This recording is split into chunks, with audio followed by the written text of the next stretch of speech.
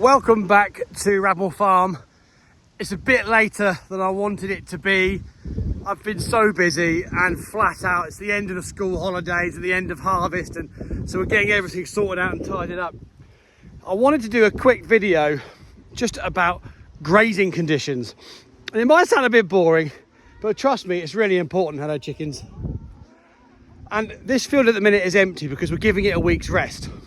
But you might have heard in the news about grazing and forage conditions this year. And I just wanted to show you exactly what that means. Because it's not a great situation, if I'm honest. So please bear with me. I haven't even got my microphones on. This is impromptu. And I'm going to climb in the field and give you a bit of a show around what's going on in here. So this is one of the two main fields we use for sheep grazing. Now normally grazing has to be high quality, high density forage. Sheep want to eat and crap constantly. That's why there's just poo everywhere, because they literally take it in and put it out as quick as they can. Generally forage, be that grass or whatever, doesn't contain necessarily the perfect nutrition, so they need to eat a lot of it to get what they need.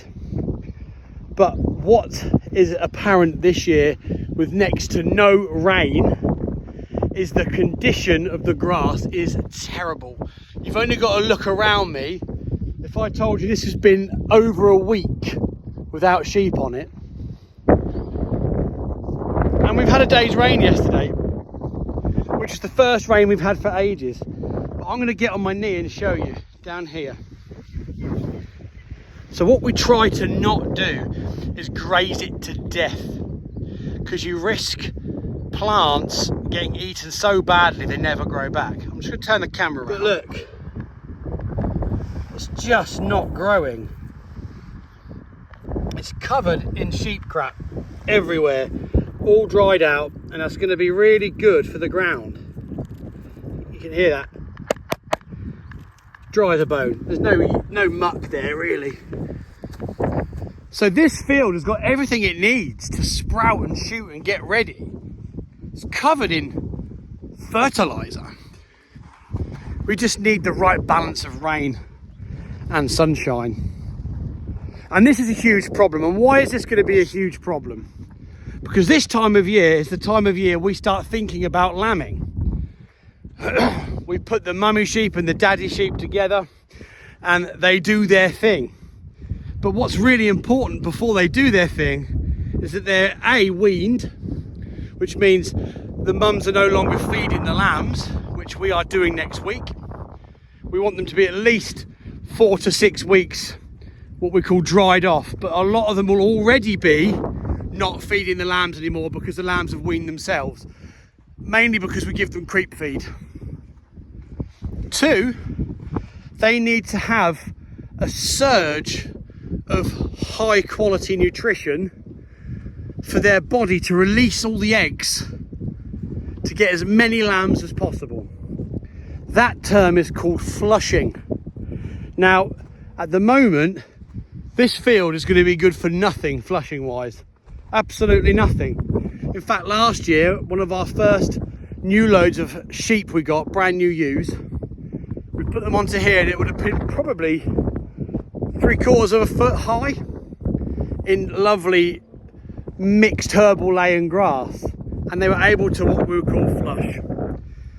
They have a wonderful load of grazing and it boosts them, it boosts their immunity, it boosts everything. This year, this will be a problem. So what does this mean? This means farmers are going to struggle to financially make ends meet this year with sheep. And that's because we're, as you can see, having to supplement them. I'm feeding our sheep oats every day. I'm feeding the lambs ad lib creep. Ad lib means as much as they can physically eat, it never runs out. Then you're going to have the problem with the ewes on this ground, and they're going to need feeding too. Over in the distance behind us here, which you'll see these fields here, are all planted with stubble turnips, and we've had no rain. And the stubble turnips are going to provide winter grazing for all the ewes that are in lamb. And hopefully once they're in lamb, we should have a bit of a wetter autumn and the turnips will grow. But a lot of the magic is done in this period, the flushing period, when they first get pregnant. This is going to mean higher prices for the farmer, for myself, and higher prices for the consumer to buy good quality lamb, because there'll be less next year. Farmers will be having to have incredibly expensive autumn and winter, buying feed, sorting feed out, buying hay, because that's another problem we've had this year. Because there's been no rain, all the crops of hay that we rely on are 3/4 down, half down, 3/4 down. I mean, I've seen reports where people expect sort of, let's say 10, where they've got 10 bales, they've got 4. Again, that's these conditions. So not only have we got nothing coming into the autumn, we've got nothing really massively built up to survive bringing them indoors either. A lot of cattle will have to be indoors already in yards because the grazing's gone. But it's not all doom and gloom, because there will be opportunities this winter to do different things, and hopefully things will come right, because every year in farming it's just a bit of blind hope. We have managed to find a patch over here. Let me see if I can find it. See that really tall tree there? It goes around there, around the house. We've managed to do that little patch for the tups, or the rams.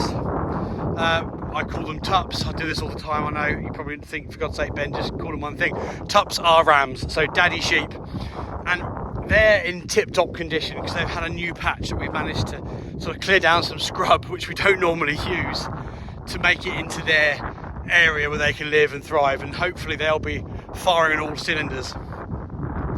But what is the issue with that? You might be thinking, doesn't matter, because if I want to buy lamb or beef or whatever, it's going to most likely be wintered indoors and stuff like that anyway.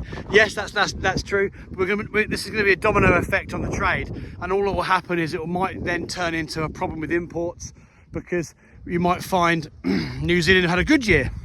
Lamb's abundant, the price is good and the price is low, and on the supermarket shelf, people who are struggling and they were looking for price, they want to buy lamb.